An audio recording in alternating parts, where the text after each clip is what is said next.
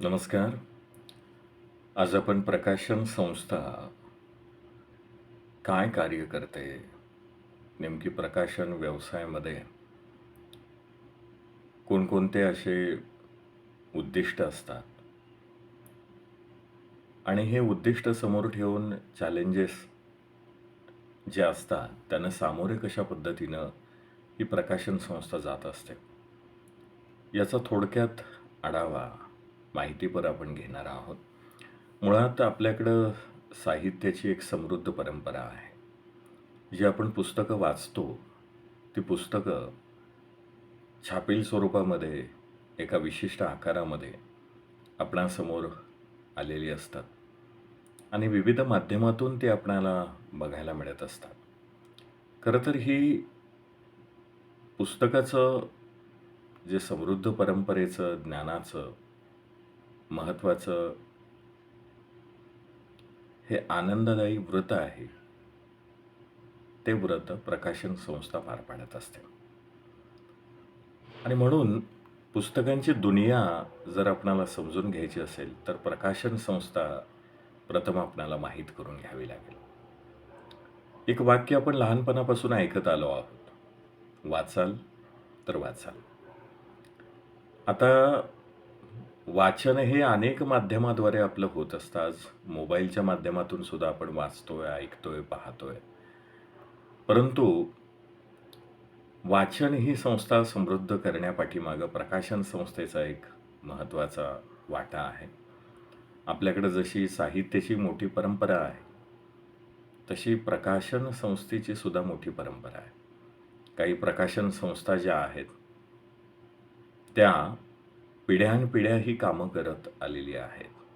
त्यांची तिसरी, चौथी पिढी या प्रकाशन संस्थेमध्ये कार्यरत आहे. आज ऑनलाईनच्या जमान्यामध्ये त्यातली तंत्र असतील, काही गणितं आहेत, ती बदललेली आहेत. परंतु लोकांची मानसिकता, लोकांचा बदललेला दृष्टिकोन असेल, यामध्ये सातत्यानं बदल होत आहेत आणि त्याचा विचार करून प्रकाशन संस्था, की लोकांना काय आवडतंय आणि तेच आवडणारं लोकांच्यापर्यंत पोहोचवण्याचं काम, ही प्रकाशन संस्था जरी अडचणीत असली, तरीसुद्धा चांगल्या पद्धतीची सुविधा देऊन या सध्याच्या परिस्थितीमध्ये नेटीने आणि नेकानं काम करण्याचं काम हे महत्त्वाचं व्रत स्वरूपात केलेलं हे आपणाला पाहायला मिळतं. बऱ्याचशा अशा प्रकाशन संस्था आहेत, की त्यांच्यावर बोलल्यावर एक महत्त्वाची गोष्ट आपल्या लक्षात येते, की वाचक वर्ग जो आहे तो सातत्यानं बदलत आहे आणि वाचकांच्या ज्या आवडीनिवडी आहेत त्या बदलत आहेत आणि सरसकट सगळे वाचक हे एका प्रकारचं वाचन करत नाहीत आणि बहुतांश वाचक जे असतात ते माहितीपर पुस्तकांची निवड करत असतात. म्हणजे कोणी आरोग्यविषयक पुस्तकं वाचतील, कोणी करिअरच्या संदर्भातली पुस्तकं वाचतील, कोणी स्पर्धा परीक्षेच्या संदर्भातली पुस्तकं वाचेल, कोणाला पर्यटन असेल, पर्यावरण असेल, अशा प्रकारची ही धाटणी जी घेऊन आहे ते वाचक वर्ग आता बघायला मिळतात. यामागं लोकांची मानसिकता जी आहे, ती मानसिकता याच्यामध्ये आपणाला दडलेली पाहायला मिळते आणि एकंदरीत आत्ता हे सजगतेचं जे जीवन आहे, याच्यामध्ये दैनंदिन आयुष्याशी संदर्भात असणाऱ्या ज्या बाबी आहेत आणि त्या संदर्भातलं जे ज्ञान आहे, ते ज्ञान लोकांना माहीत व्हायला पाहिजे, असं लोकांना स्वतःला वाटतं, की आपल्याला हे माहीत पाहिजे व्हायला.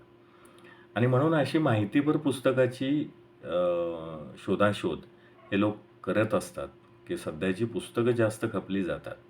त्याच्यामध्ये यश कसं मिळवावं, आत्मविश्वास कसा वाढवावा, आपल्या व्यक्तिमत्त्वामध्ये काय बदल करावेत किंवा आपल्या व्यक्तिमत्त्वाचा विकास कसा करावा, आपल्याला मनःशांती कशी लाभेल, अशी पुस्तकं आहेत ती सध्याच्या काळामध्ये जास्त चालताना बघायला मिळतात. मग आपण जे काम करतोय ते झटपट यश मिळावं, त्यासाठीच हे सगळं काम करत असतो आणि मग ह्यासाठी यश संपादन करण्यासाठी मार्गदर्शनपर पुस्तकं लोक शोधत असतात, तरुण शोधत असतात आणि बऱ्याच वेळेला असं होतं, की आत्ताच्या काळामध्ये लोकांना बराच ताण जो आहे सध्याच्या परिस्थितीमध्ये आलेला बघायला मिळतो. वेगवेगळ्या कारणाने असेल किंवा हा जो ताण आहे, त्यामुळं मानसिक खच्चीकरण झालेलं लोकांचं पाहायला मिळतं आणि म्हणून कुठेतरी मनःशांती मिळवण्याच्या दृष्टिकोनातून लोक धडपडत असतात, प्रयत्न करीत असतात आणि एक गरज म्हणून त्या पुस्तकाकडं बघत असतात. म्हणून असं काही बाजारामध्ये पुस्तक एखादं मिळेल का? आणि त्यासाठी त्यांची शोधाशोध सुरू झालेली असते. मुळात पुस्तकांचा जो विषय आहे, तो विषयाचा संबंध माणसाच्या आयुष्याशी असतो, आपल्या आयुष्याशी. आणि म्हणून त्यामध्ये पुस्तकाची संख्या निश्चितपणे वाढणार आहे. हे चित्र स्पष्ट आहे, की रोहन प्रकाशनचे प्रदीप चंपानेरकर याने एक मुद्दा असा सांगितला होता, की मधल्या काळामध्ये वाचक वर्ग जो आहे, त्याचं वाचक वर्गाचं राहणीमान जसं बदललं, तसं आरोग्याच्या संदर्भातली माहिती जाणून घेण्याची वृत्ती या वाचक वर्गाची वाढून गेलेली बघायला मिळते. आता त्याच्या या बदललेल्या राहणीमानाला अनुसरून पुस्तक वाचनाचे विषयसुद्धा बदलायला लागले. मग आरोग्य, पर्यावरण, पर्यटन, व्यक्तिमत्व विकास असेल, मग व्यवसाय असेल, पाककला असेल, अशी पुस्तकं धुंडाळायला सुरुवात झाली आणि ही पुस्तकं कुतूहल पोटी माहिती म्हणून लोक वाचायला लागले आणि पुस्तकामध्ये चरित्रात्मक पुस्तकांचा समावेश असतो. चरित्रात्मक पुस्तकांना वास्तवाचा आधार असतो आणि एखाद्याच्या आयुष्यात घडलेल्या घडामोडीचे चढ-उतार हे आपणाला आधार देत असतात, की आपल्यासुद्धा जीवनामध्ये आपण कशा पद्धतीनं वावरलं पाहिजे किंवा कशा पद्धतीनं क्रमण केलं पाहिजे. आणि म्हणून साहित्य प्रकाराऐवजी उपयोजित पुस्तकांना पसंती जास्त देऊ लागलेत आणि म्हणून ज्या कथा, कादंबऱ्या आजही वाचल्या जातात, त्या जुन्या लेखकांच्याच असतात. नव्या लेखकांची पुस्तकं जी आहेत ती फारशी वाचली जात नाहीत. पण पॉप्युलर प्रकाशनच्या संपादक आणि व्यवसायाभिमुख अस्मिता मोहिते यांनी मत थोडंसं वेगळं सांगितलेलं आहे. ते असं म्हणतात, की Facebook असेल किंवा Twitter असेल, WhatsApp असेल, अशा सोशल मीडियावर अनेक जण चांगलं काय आपणाला वाचायला मिळतंय, तर त्या संदर्भात लेखनाचा शोध घेऊन त्या व्यासपीठावर येऊन चांगला वाचक वर्ग वाचायला सुरुवात झालेला आहे. आणि ते बघायला मिळतं आणि म्हणून वाचकांना आवडेल अशा पद्धतीनं, त्यांच्यापर्यंत जे पोहोचेल अशा पद्धतीनं असे लेखक आम्हाला हवे आहेत आणि सोशल मीडियाचा योग्य पद्धतीनं वापर केला, तर त्याचा फायदा नवीन लेखक शोधण्यासाठी निश्चितपणानं होऊ शकतो, असंही मत त्यांनी व्यक्त केलेलं बघायला मिळतं. व्यावसायिक हेतू जो प्रकाशन संस्थेचा एक महत्त्वाचा भाग आहे आणि त्या हेतूनच सोशल मीडियावर आपण सक्रिय असणं गरजेचं असतं. प्रकाशन संस्था त्या माध्यमातून सक्रिय असतात. नवनवीन लेखकांची माहिती कशी मिळेल, मग त्यांच्याशी संपर्क कसा साधता येईल. तर राजहंस प्रकाशनचे जे सदानंद बोरसे आहेत, तर त्यांनी नवीन लेखकाबद्दल आपलं मत असं सांगितलेलं आहे, की आम्ही नवीन लेखकांच्या पुस्तकांना नेहमीच प्राधान्य देत असतो. राजहंस प्रकाशनचे हे जे प्रकाशक आहेत, त्यांनी हे सांगितलं, की गुणवत्तेच्या बाबतीत नवीन लेखक अधिक परिश्रम घ्यायला तयार नसतात आणि म्हणून नवीन लेखकांच्या शोधात नेहमी आम्ही असतो, परंतु गुणवत्तेकडे थोडंसं ते बघत नाहीत आणि मग त्यांना सगळं झटपट हवं असतं. एक निरीक्षण आहे, की त्याने असं सांगितलं, की एकूणात खरंच Facebook, Twitter, ब्लॉग, WhatsApp या व्यासपीठावर प्रयोगशील, वैविध्यपूर्ण लेखन करणारे लेखक बरेच आहेत. हे चित्र डोळ्यासमोर ठेवून आम्ही ते शोधत असतो, परंतु त्या मानानं तसे चांगले लोक आम्हाला भेटत नाहीत आणि असाही विचार त्यांनी या माध्यमातून सांगितलेला बघायला मिळतो. नवीन लेखकांच्या मुद्द्यावरून आपसूकपणे जी गोडी आपल्याला मिळत असते, ती वाचकाकडे एक प्रकारची गोडी असते आणि आपलं साहित्य परंपरा फार मोठी समृद्ध आहे, हे आपण म्हटलेलंच आहे. परंतु एक मानसिकता जी वाचक वर्गाची आहे, ती मानसिकता वाचक वर्गाची निर्माण नेमकी व्हायला हवी आणि तसेच नवीन वाचक निर्माण व्हायला हवेत आणि हे नवीन वाचक जर निर्माण झाले, तरच जुन्या पठडीतून बाहेर येऊन पडायला वेळ फारसा काही लागणार नाही आणि म्हणून नवीन साहित्यकृती, नवा विषय असेल, नवी मांडणी असेल, नाविन्य जे आहे ते नवे वाचक त्याकडे आकर्षित होतील आणि थोडक्यात जर असं सांगायचं म्हटलं तर एकमेकांना पूरक जे आहे ते लिहिलं जातं, ते वाचनासाठी उपलब्ध करून दिलं जातं. नव्या लेखकांनी नवं साहित्य आणायचं आणि वाचकांनी नव्या साहित्याला आपलं करायचं. कोणत्याही विषयाची चर्चा तरुण वर्गावर येऊन थांबतच असते. आज जर आपण सरासरी विचार केला तर तरुण वर्गाचं वैशिष्ट्य महत्त्वाचं असं, की ते विशिष्ट विषयामध्ये कसं चूक आणि बरोबर याचं विश्लेषण होत असतं तरुण वर्गाच्या बाबतीत. आणि वाचन हा विषयही त्याला अपवाद नाही. आजच्या तरुण वर्गाचं वाचन खूप कमी झालेलं आहे. आणि म्हणून शॉर्टमध्ये असेल किंवा थोडक्यात काय मिळेल असा प्रयत्न या वाचक तरुण वर्गाचा असतो, की शाळा महाविद्यालयातली मुलं जी महाविद्यालयातली आम्ही बघतो, तर फारसं अवांतर जे वाचन आहे ते करत नसतात, की आहे तीच पुस्तकं वाचायचा कंटाळा त्यांना असतो. तरुण वर्ग वाचत नाही आणि म्हणून त्यांच्यावर ही केली जाणारी टीका बऱ्याच वेळेला अन्यायकारक सुद्धा आहे, असं मनोविकास प्रकाशनचे अरविंद पाटकर यांनी मत मांडलेलं आहे. कारण सगळ्या तरुणांना तसं काही धरता येत नाही. एम-पी-एस-सी, यू-पी-एस-सी असेल असे काही तरुण वर्गसुद्धा आहेत. ते वाचन सातत्यानं करतात. वर्तमानपत्र कायम नियमित वाचतात. त्याचे अग्रलेख नियमित वाचतात. चर्चा करतात. चांगल्या चर्चांना उपस्थित राहून त्याला दाद देण्याचं काम, तिथं विचार मांडण्याचं कामसुद्धा करत असतात. म्हणून तरुण वर्ग हा वाचत असतो असं त्यांचं मत आहे. त्यांच्या वाचनाचे विषय, माध्यमं ही बदलत आहेत आणि म्हणून पसंतीला जे उतरेल ते विषय वाचायची, ती पुस्तकं येत असतील किंवा येत नसतील, तर ते काय वाचणार? जुनी जड वैचारिक पुस्तकं वाचत नाहीत. मग अगदी स्वाभाविक आहे, कारण की आज शाळा, कॉलेज, ऑफिसच्या ठिकाणी इतका ताण असतो, की सगळा मुद्दा तो बाजूला मोडीत काढावा लागतो. वाचक 4 पुस्तकं चाळून बघून त्यावर नजर टाकून ठरवतो, की ते पुस्तक विकत घ्यायचं की नाही.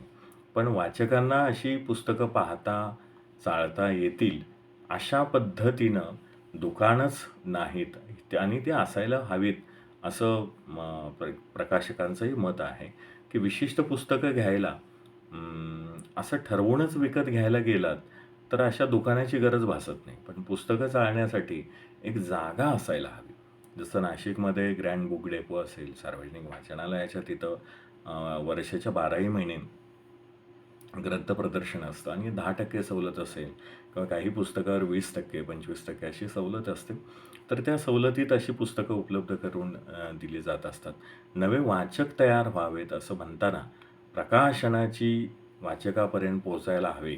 त्या प्रकाशकांचं एकमत असं आहे, की आम्ही वाचकापर्यंत पोहोचायला हवं, तसं मान्य करतात. परंतु मुद्दा असा आहे, की बोरसेनी जे सांगितलं ते एखाद्या छोट्या गावातील साहित्य संमेलनात पुस्तकाच्या दुकानामध्ये चांगला प्रतिसाद मिळतो. यातच अर्थ असा, की पुस्तकं उपलब्ध झाली, की त्याला वाचक मिळतात. म्हणजेच उपलब्धता यंत्रणेमध्ये महत्त्वाची कमतरता आहे. महाराष्ट्राची लोकसंख्या आणि एका पुस्तकाची एक आवृत्ती संपायला लागणारा वेळ हे जर पाहिलं, तर त्याच्या आकडेवारीचे निकष लावायला विचार केला तर ती निराशाजनक अशी गोष्ट आपल्याला असल्याचं पाहायला मिळतं. आणि म्हणून प्रकाशकांना वाचकापर्यंत पोहोचण्यासाठी आता विविध माध्यमांचा वापर करावा लागत आहे, की आपल्या पहिल्या क्रमांकावर ऑनलाईनचं जे माध्यम आहे, डिजिटलायझेशनचं जे जाळं आहे, ते सातत्यानं असं पसरत चाललेलं आहे आणि बहुतांशी क्षेत्र हे ऑनलाईनचं हे जाळं स्वीकारून पुढं जाताना आपणाला बघायला मिळतं. आणि म्हणून पुस्तकं प्रकाशन हे आणि त्यातलेच एक आहे, की जवळपास सर्वच प्रकाशन संस्थांनी आता ऑनलाईनच्या ट्रेंडचं स्वागत करून त्यावर विक्री सुरू केलेली बघायला मिळते. मॅजेस्टिकचे अशोक कोठावळे जे आहेत, ते ऑनलाईन खरेदी विक्री संदर्भातला महत्त्वाचा मुद्दा त्यांनी मांडलेला असा, की भविष्यात प्रकाशन संस्थांना पुस्तकांच्या मुद्रित कॉपीबरोबर ई-बुक्ससुद्धा तयार करावी लागणार आहेत, की एखादं पुस्तक विशिष्ट वेबसाईटवर ऑनलाईन विक्रीसाठी असेल, वेबसाईटने त्या संदर्भात थेट लेखकांशी संपर्क साधायचा आणि मग प्रकाशन संस्थेचा आक्षेप असा बऱ्याच वेळेला असतो, की संपर्क साधला तर त्यावर प्रकाशन संस्थेचा आक्षेप. कोणता आक्षेप? तर कारण त्या पुस्तकाचं डिझाईन, प्रसिद्धी, कव्हर सगळ्यावर प्रकाशकाचा कॉपीराईट असतो. मग एखाद्या लेखकानं स्वतःचं ई-बुक केलं, तर तिथं प्रकाशकाचा संबंध अजिबात येत नाही. पण तसं करू शकणार नाहीत, कारण त्यांच्या पुस्तकांना मागणी निर्माण होणार नाही आणि ते परवडणारही नाही. मग त्यासाठी काय करायचं? तर डी-टी-पी असेल किंवा डिझायनिंग असेल, या प्रक्रियेचा जो खर्च आहे तो जास्त असतो. ऑनलाईन खरेदी विक्री येणाऱ्या काळातली जी स्पर्धा आहे, असं विचारल्यावर ऑनलाईन विक्रीचं स्वागत तर आहेच. पण पॉप्युलर प्रकाशनच्या अस्मिता त्या सांगतात, की ऑनलाईन पुस्तकं विकत घेणं ही स्पर्धा होत नाही. ज्या गावं किंवा शहरामध्ये तिथलं दुकान असेल, तिथं उपलब्ध नाही, त्यांच्यासाठी ऑनलाईन पुस्तकं विक्री केंद्र सुरू करायचं.